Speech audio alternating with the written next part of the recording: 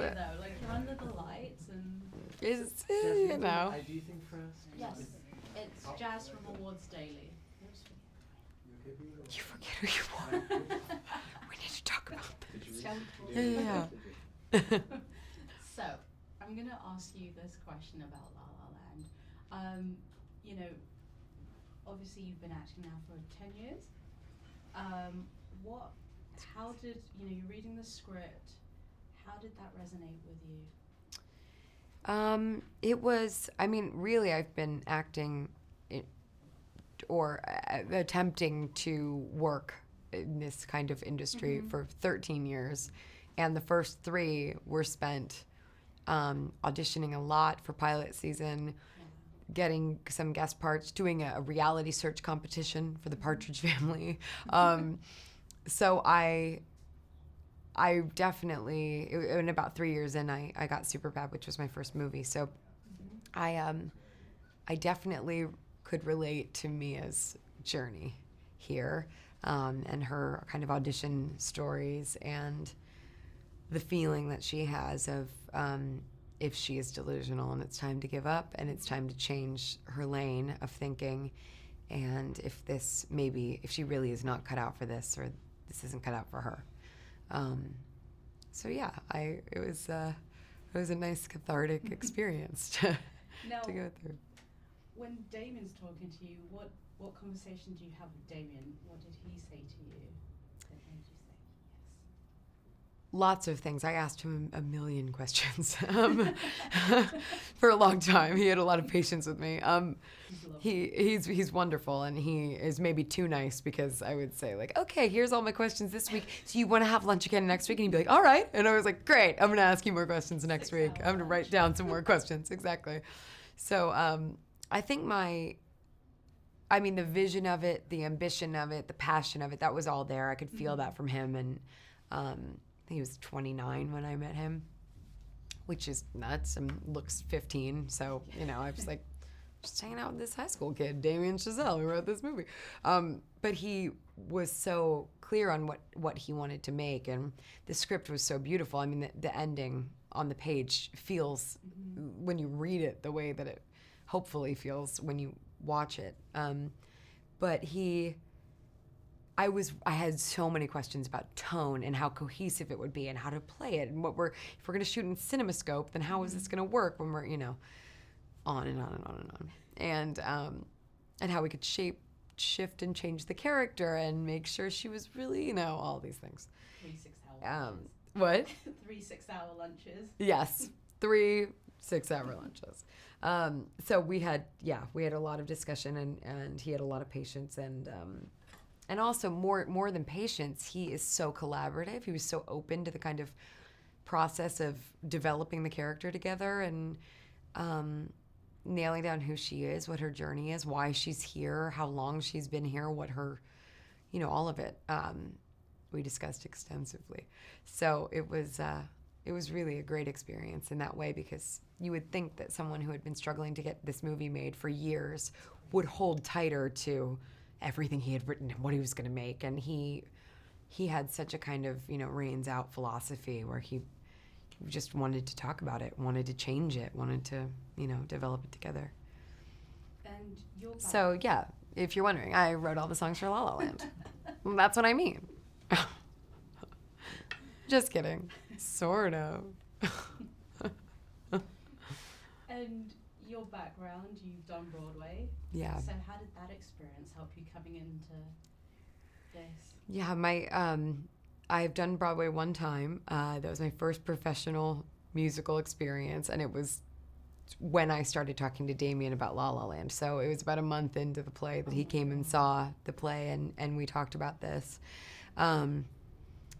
It was, I think probably crucial that I had done that. It was really, really, the timing in some ways couldn't have been worse and couldn't have been better, because I was so sick and so kind of run down while I was doing the play, because it was the winter and I just kept getting sick. So when I met him, I was on like so much cold medicine. I was like, what do you want me to do? You want me to do a musical? I was just, how? I can't even do it tonight. And he was like, I think we'll figure it out. It'll be months from now. We'll figure it out. So that was, it was the best and worst of times to be talking about a musical, even though Cabaret was, the greatest experience of my life as an actor. So yeah, it was really helpful in the rehearsal process, and having just done that 8 times a week, to be learning tap and ballroom and to sing live in the film. It was very helpful. You had to learn tap and ballroom dancing. Yes. What was that like, that rehearsal process? Really fun. The ballroom part got a little tricky, just because it's a very strict dance form, and your posture has to be very excellent, and that was not as much what I was used to, but it was interesting to learn, and tap I just ended up falling in love with. It's like playing an instrument while you're dancing. It's so rhythmic and fun. So yeah, that's one of the greatest parts about being an actor, is those kind of challenging things. You learn things you never thought you would learn. And I love to dance, so I was happy to learn those things. And you got to dance in this film. Yes, I did. I got to dance in the film. When you were doing your ballroom dancing, did you have a teacher, or were you practicing with Ryan? It was about 3 months, and they kept Ryan and I separate for about 2 of those months. So Ryan and me separate for 2 of those months. I heard my incorrect grammar and it bothered me, sorry. And I thought the entire time that Ryan was doing much better than me, because it was being painted to me that Ryan was doing much better than me in his dance rehearsals, which I think just, brought my competitive streak out. And I was like, all right, well, then I'm really going to focus. And then when we were thrown together, we both were like, oh, okay, that's what's been happening here, stepping all over each other's feet. But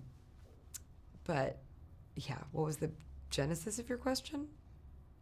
It was, yeah, Did we rehearse together or separately? Rehearse together, yeah, when you were doing Okay, good. I was along the right lines. Okay, good. So both. They had to keep us separate for a while to not, hold each other back in our growth. And who knew you were competitive? I'm not typically super competitive, but I think when you can't see something and someone's telling you like, oh, the other person that's doing the same thing as you is doing it much better, I'm like, really? Here I go. Also, it's Ryan, and I've known Ryan for years, so I was like, I can't let him do this. And yet he did. He still found a way. He still did it. So when you're reading the script, did anything make you go, this could be a challenge to do? The audition song, I think, was a little, just never know exactly how that will go on the day. I tried to prepare a lot, but that, it was just like, it can be a little daunting to know that day is coming on the schedule. And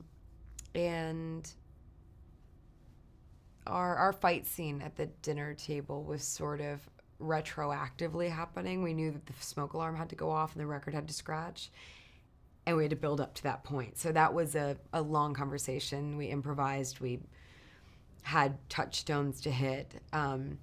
But I think that I was like, that's going to be, it's like a 7-8 page scene, maybe longer. And it was just, kind of calibrating that was tricky, but a good challenge. Yeah. What about one of your earliest memories of LA? Because you moved here when you were 15. Mm-hmm. So what was that like for you? It was a mixed bag. It was amazing because I was so happy I was getting to do this thing that I wanted to do so much, which was, audition to get to do this for a living. But I was also 15 years old and being homeschooled, and at 15 you have a different kind of viewpoint of how things are supposed to go than you might when you're a little more mature and you've been through more, which I think is good. Probably it's probably helpful in that sense. But it was tricky. It was just a lot of auditioning, a lot of no's, a lot of then no longer getting called for auditions anymore, a lot of silence. Then I worked in a dog bakery. Then I, you know, it was sort of that was kind of my first year in LA, was that sort of wild path and homeschooling and, Mm-hmm. you know, taking my like correspondence courses and, but again, it was such a lucky thing that I was, you know, I felt supported in that. My mom was here, and so I really can't complain at all, but it was, you know, it was tricky. Why does this film resonate with people? Like, everybody's so happy after they see it. You know, I mean, I'm still seeing City of Stars after seeing it in Middleburg in October. You and Damon came out for that. Yeah. Yeah, I mean, I guess I can only speak for what I felt when I read it, which is I think it has something to say about hope and about dreaming not being a silly, stupid thing to do, even though the song, you know, I mean, especially actually, not even though, especially because the song Audition is all about the fools who dream and how crazy we are. And then this kind of, you know, when you think you've come to the end of the road, when you think you've hit rock bottom, how this kind of huge opportunity, your fate can come meet you there. I think there's something very inspiring and very truthful about that. And the idea that two people can affect each other, whether romantic or not, that someone can come into your life, alter its course, help you become more of what you were meant to be. And the relationship doesn't necessarily need to last forever, but their impact on you does. I think that was really impactful to me and really beautiful to me and worth celebrating, you know, in song and dance. Yeah. To me. So, yeah. Are you going to be doing more song and dance in the future? Not that I know of, but if you've got anything, give me a call. We'll put that out there. I will put that out there. Emma, it's been a pleasure speaking to you. It's been great speaking to you. Thank you.